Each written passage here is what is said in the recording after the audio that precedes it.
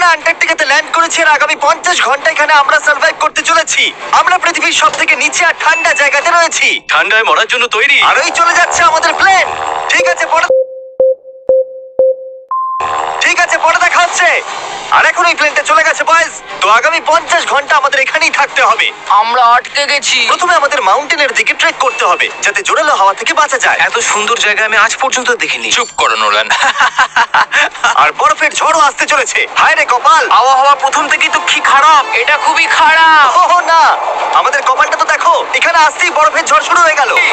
Bro, এটা একটা পাগলামি। চলো আমরা ওই পাহাড়ের নিচে আমাদের টেন্ট লাগাবো। আমি মরতে বাঁচলাম। Antarctica, Antarctica, Antarctica. আমি ঘোষণা করছি এটা হলো ক্যাম্প বিস্ট। তাপমাত্রা হলো -30 ডিগ্রি। আর যদি আমাদের আগামী 49 ঘন্টা বেঁচে থাকতে হয়, এটাকে ধরো। আমার টেন্ট এক্ষুনি উড়েই তাহলে যাচ্ছিল। আমাদের তাড়াতাড়ি টেন্ট লাগাতে হবে। টিউটোরিয়ালে বলেছিল এটা একটা অ্যাঙ্গেল থেকে লাগাতে হবে। ও জানি না কেন আমার এটা ভুল মনে হচ্ছে। মাটিটা তো নিচে কি করে এলো? এটা আমার স্লিপে ঢুকে গেছে। এরা একদম বাচ্চাদের মতো। আমরা তো গেলাম। ও, এরা অ্যাকচুয়ালি প্রোগ্রেস করছে। একবার আমাদের দেখো, আমরা হলাম বেস্ট। বিস্ট ক্যাম্প তৈরি হচ্ছে। আন্টার্কটিকাতে একটা সাধারণ সমস্যা হয়, খারাপ আবহাওয়া টেন্ট উড়িয়ে নিয়ে যায়। আমাদের স্নো ব্লক কেটে টেন্টগুলোকে বাঁচাতে হবে। তাহলে আমরা আইস ব্লক দিয়ে দেওয়াল বানিয়ে আমাদের ক্যাম্পগুলোকে সুরক্ষিত করব। এখানে আসার পর তাপমাত্রা প্রায় 20 ডিগ্রি নেমে গেছে। আমাদের দেওয়াল তাড়াতাড়ি বানাতে হবে। ও গড, খুব ভারী। ডুড, এটা আমাদের আজ পর্যন্ত করা সবথেকে কঠিন কাজ। বিস্ট ক্যাম্প এবার তৈরি হয়ে গেছে।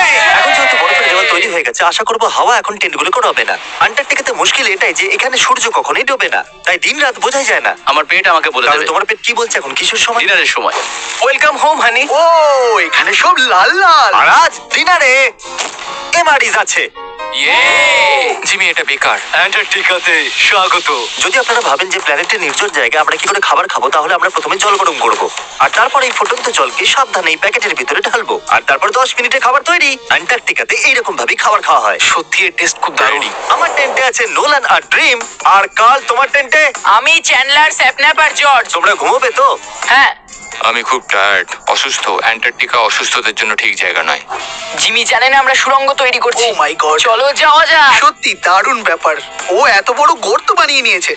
জিমি, আমার মনে হয় না আমি 50 ঘন্টা বেঁচে থাকতে পারবো। হাওয়া খুব জোরে বইছে, তাই আমাদের ঘুমোতে খুবই অসুবিধা হবে। ঠিক আছে গাইস, তাহলে ব্রোফিস্ট চলো। আন্টার্কটিকাতে সূর্য লিটারালি কখনোই ডোবে না, তাই প্রথম রাতটা খুবই কঠিন ছিল। পরের দিন সকালে বুঝতে পারছি না বিছানা ছেড়ে ওঠা উচিত হবে কিনা, কারণ সূর্য গোটা রাত ডোবেইনি। প্রথম সকালে অবস্থা খুবই খারাপ। আমি অসুস্থ, কাশতে কাশতে রক্ত বেরিয়ে যাচ্ছিল। আন্টার্কটিকাতে বাইরে যাওয়ার আগে একটা লং প্যান্ট পরে নাও, আর একটা লং স্লিভ শার্ট, আর একটা লং প্যান্ট, আর একখানা প্যান্ট, একটা জ্যাকেট, আর সেই জ্যাকেটের উপরে আর একটা জ্যাকেট, একটা স্কি মাস্ক, আর এটা যাই হোক গ্লাভস, আর গ্লাভস এর জন্য গ্লাভস আর গগলস যাতে চোখ না জমে যায়। আর এত কিছু পরে নেওয়া সত্ত্বেও ফ্রস্ট বাইট হতেই পারে। দ্বিতীয় দিনের শুরুতে দুটো খুব গুরুত্বপূর্ণ জিনিস আমাদেরকে করতেই হবে। নাম্বার 1, আপনাদের মনে হবে আন্টার্কটিকাতে যে কোনো জায়গায় টয়লেট করা যায়, কিন্তু সেরকম নয়। আমাদের এই বোতলে টয়লেট করে ভিডিওর শেষ অবধি সঙ্গে রাখতে হবে। এখানে -20 ডিগ্রি, দেখা যাক আমি করতে পারি কিনা। আমি করে ফেলেছি। ও করে দিয়েছি দেখিয়েছে। আমি। দারুণ দারুণ। হেঁটে করতে পুরো 5 মিনিট লাগলো। সবাইকে টয়লেট যেতে হবে, তাই টয়লেট বানানোর জন্য আমরা ক্যাম্প সাইট থেকে দূরে যাচ্ছি। আমি টয়লেটে যেতে চাই। আন্টার্কটিকায় সবথেকে খারাপ বিষয় হলো বরফের ঝড় যখন তখন চলে আসে আর আমাদের স্কিন লিটারালি জমে যায়।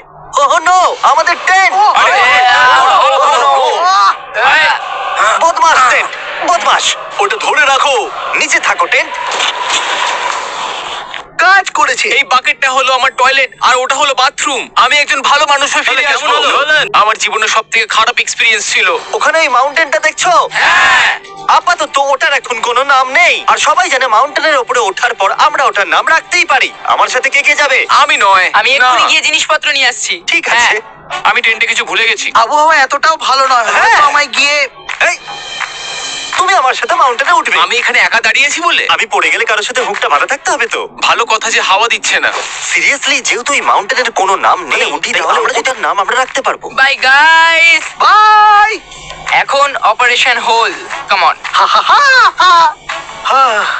গত 20 ঘন্টা ধরে আমরা এই সুড়ঙ্গটা তৈরি করছি, আর যতক্ষণে জিমি ফিরে আসবে ততক্ষণে এটা হয়ে যাবে অনেক বড়, অনেক অনেক। আমরা এই মাউন্টেনে পৌঁছাইনি, কিন্তু প্রথম বিপদ চলে এলো। এই বরফের সমুদ্র, একটু দৃশ্যটা দেখো। আন্টার্কটিকা অতুলনীয়, খুবই সুন্দর। খুব সাবধানে জিমি। ও এখানটা তো খুবই পিছল। একদম সাবধানে।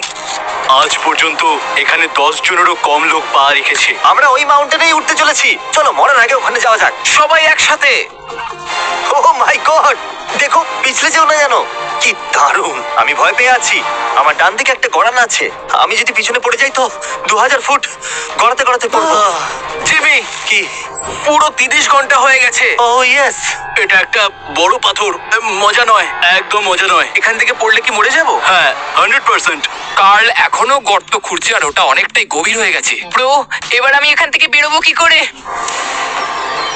জিমি, আমি এখানেই আছি, শুধু হাঁটতে থাকো। ইয়েস, আমি বেঁচে আছি। ICUP, আমি তোমাকে ঘেন্না করি। Hey Jimmy,